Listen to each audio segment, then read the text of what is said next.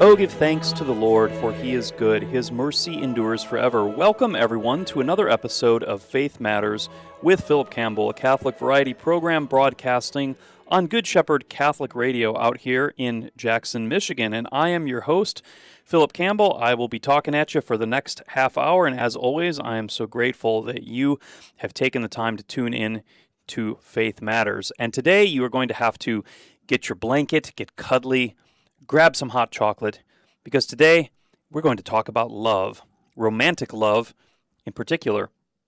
It's pretty astonishing if you stop to consider all of the art, the poetry, all of the musical compositions, all of the great deeds in history undertaken in the name of love.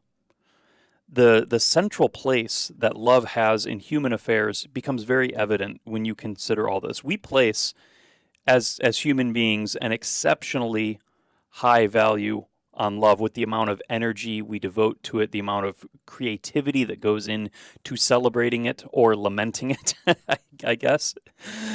Just all the attention we pay to love. And this is strange that we give it such a high value, given that many people struggle to define what love is exactly, or that there are so many misconceptions about it, and also that so many people get hurt by love, right?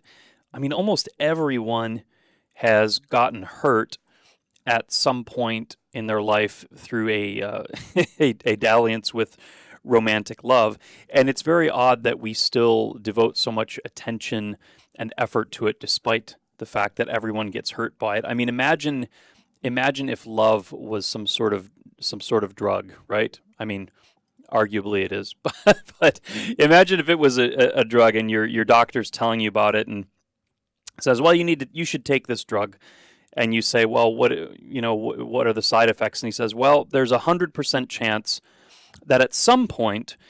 At some point, it will rip your heart out. It will throw your life into disarray and make you temporarily lose your senses and your judgment.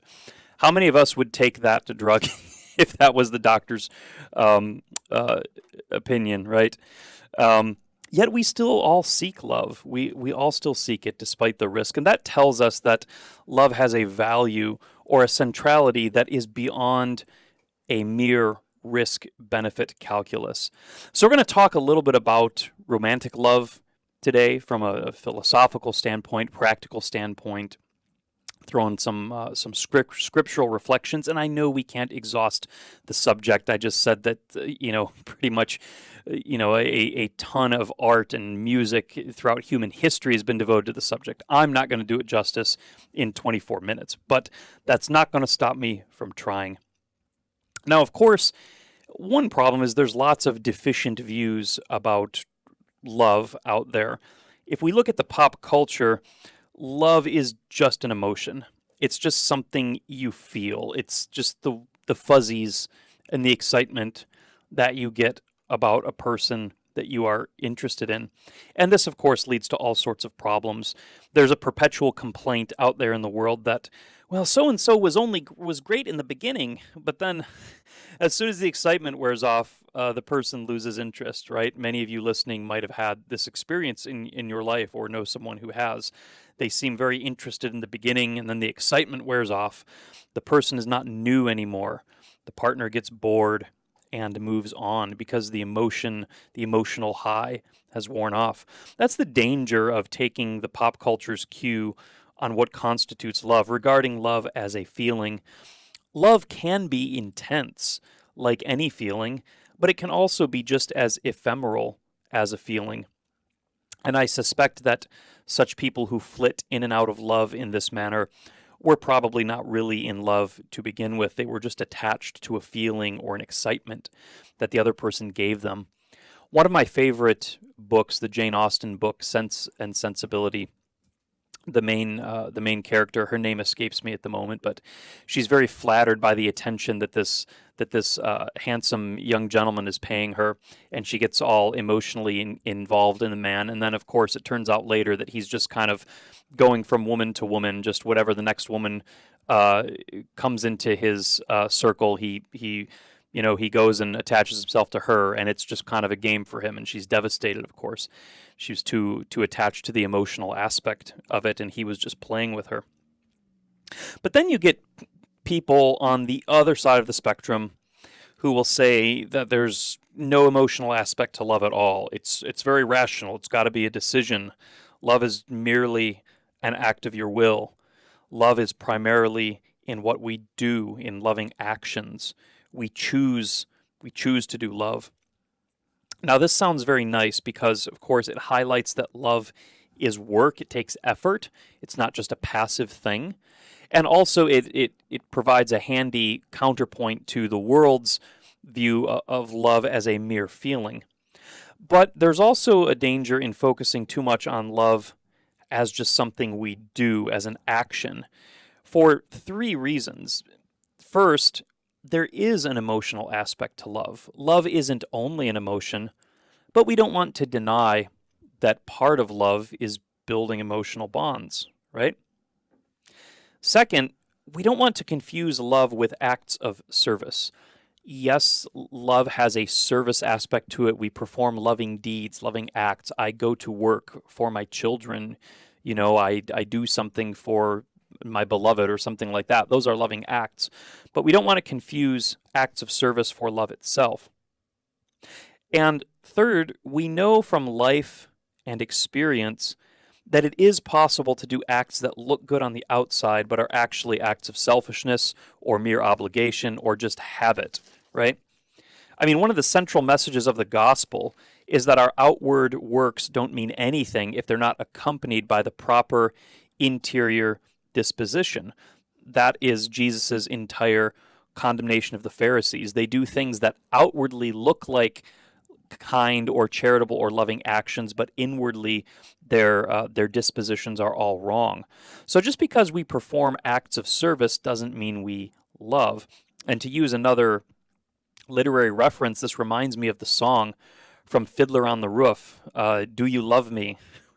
where Tevye asks his wife Golda, do you love me? And she sings this song, and she rattles off this long litany of all the things she's done. She's done his laundry for decades, cooked for him, had children, mended his clothing, suffered through poverty, and she's listing all these things that she's done and endured. To which Tevye replies, "Yes, but do you love me?" He knows that these things alone, noble as they are, noble as all those things are, those things by themselves don't constitute love. Although they accompany love, of course, because if our works don't reflect our love, then what do we really have? But I think we start to get closer to the truth if we begin with the concept of friendship. Because love, I think, is a special kind of friendship. Now, people don't want to think of it this way, really. Friendship and romance, popularly, are seen as two very opposing concepts. And if you don't believe me, ask a guy how he feels after he's pursued a woman and she says she just wants to be friends. Love and friendship are taken to be two very opposing concepts, but in reality, they are not. And if we look to St. Thomas Aquinas, who pretty much follows the line of thought of Aristotle, he says that friendship is a kind of affinity or mutual affection whereby we will good to the other because our affection has caused us to view the friend as another self. We view our friends as other selves, and that builds compassion and empathy. We suffer with them, we rejoice with them, and we feel with them. There's a kind of meaningful communion among friends. It's a unity in which the goods of friendship are shared, where the whole is greater than the sum of its parts. The friendship brings about a kind of bond that is mutually enjoyable and beneficial to both friends. And we see this even in the symbolic gestures of friendship. I mean, think about handshakes and hugs, which call to mind unity, two persons coming into communion, sharing something new and valuable. Now, I want you to think about your own friendships in your life, and you'll notice that friendship is certainly not a feeling. Like, friendship is not just a feeling. It's not an emotion, right? It's much bigger than that. but nor is it merely an intellectual choice. Humans we don't approach friendship as if we are Vulcans from Star Trek. Remember the Vulcans? They're entirely rational, right? Like, hey, John, why are you my best friend? Well, you're my best friend because it's the rational choice. That's not how it is either, right? It's not a solely intellectual choice, nor is it a feeling, only a feeling. Rather, it's a kind of general movement towards unity that encompasses the whole person, the mind, the heart, the body. We don't experience friendship in one compartmentalized part of our lives. It encompasses everything relating to how we think, feel, and act concerning that person. And friendships that are hallowed by long experience can deepen into platonic love as those persons become integral pieces of our own lives and existence. And I think all of us out there have friends that we love, right? Just in a platonic sense. We all have friends that are so dear to us that we love them. I think this is what Thomas Aquinas means when he says that friends view each other, quote, as other selves. Now, what we have when we get to romance is not something fundamentally different than this, but really an elevated, transfigured version of it. In romance, we have all of the goods of friendship, but with an added intensity and a kind of exclusivity. I'll say that again. In romance, we have all the goods of friendship, but with something added onto it, an added intensity, an added exclusivity. So romance is a kind of elevated, transfigured friendship. The intensity is added dimensions of physical and emotional intimacy that come with romance. And then the exclusivity, that is the exclusiveness of romance, that you want to share that intimacy with that one special person and that person only, right? So the romantic friendship, if you will, is much more intense and exclusive than just platonic friendship. Taken to its fulfillment, this manifests itself in marriage, which of course is a lifelong commitment to that person. And we could take this into talking about the sacrament of marriage. I'm not going to do that today. We're just going to focus kind of on reflecting on romance in general. But of course, this has its fulfillment in matrimony. So then, romance is a kind of elevation of friendship. It's a kind of heightened friendship, a special friendship. Now, that's not to say that that it is superior to friendship, though. Honestly, I think our modern culture tends to idolize romance, especially in its most wildly emotional and erotic aspects.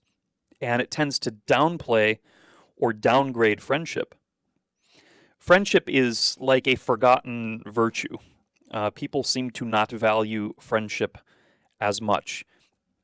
Part of this, of course, is because of social media, where where friendships are more ephemeral, and if you don't like someone, you can get rid of them with a click. But more so than that, more so is that I think our culture very much idolizes romance and makes it feel like if you don't have romance and you only have friendship, then you're somehow losing, right? A person is devastated when a crush tells them they only want to be friends. They feel like they've lost, rather than thinking, okay, well, I have a friend now, right? There's millions of online articles giving people advice on how to get out of the so-called friend zone. That is when you can't get a romantic partner because they just want to be friends. Think about the movies. The reward every movie hero receives in the end is to get the girl, implying that if you don't get the girl, you haven't really won or succeeded. Friendship is treated as a kind of consolation prize, something that we consent to receive shruggingly, but it isn't what we ultimately wanted. We were ultimately going for romance. So I think the contemporary culture really downplays the value of friendship and wants to make people feel like if you don't have romance, then you are somehow not a complete person. And I understand the desire for romantic companionship is natural. It's part of our God-given nature to desire the companionship of another person in that sense. But it's also part of our Catholic faith that that's not the be-all, end-all of human life, to have a romantic partnership. There's many, many, many people in Catholic history that have been celibate, been consecrated virgins, or just even if they weren't consecrated, they just lived lives of bachelorhood for their entire lives and were happy with that. They found fulfillment in other things. So so we have to kind of recognize that maybe the culture over stresses the centrality of romance, but people do get tripped up with the emotional aspect of romance, especially when a relationship is new. And you'll hear people sometimes make a distinction between loving and being in love. Usually, being in love is associated with all the strong feelings that we experience when we first meet someone we like. It's this period when you're viewing someone through rose-colored goggles, when the object of your affection is just perfect, and life seems like paradise when they are around. All is right with the world. However, we have to go back to paraphrase Aristotle, you can't love what you don't know. Love is born out of true knowledge of the beloved and appreciation of their good qualities. And of course, it takes time to grow in this knowledge. Of course, in the beginning, we get that sort of head in the clouds sensation at the outset of romance. And that feeling is really better understood not as love, but a kind of infatuation where we perceive some good things about the person, but we don't really know them very well yet. So we perceive some good things, and our imagination sort of fills in the rest. And because we're excited, our imagination fills that in with the best possible, highest ideals. And we get all excited, and the sense of newness and the bonding gives this tremendous emotional high. And it's this infatuation that people often warn about when they say love can be deceiving. You've probably heard endless songs about the deceitful nature of Cupid, right? The prophet Jeremiah says in the Old Testament, the heart is deceitful. That is, our hearts can deceive us. What does that mean? Well, it means the intense emotion of infatuation can cloud one's judgment, can cause you to overlook possible negative traits in a person. And this is why, generally speaking, it's not a good idea to marry someone when you're still in that infatuation stage. You haven't gotten to the point where you can make an objective assessment about that person. And you certainly don't want to marry in that state where you don't have a real objective assessment of that person's character. So why does infatuation even happen then? I mean, if it clouds our judgment and we have to kind of restrain ourselves from getting too exuberant and making rash decisions, what good does it do?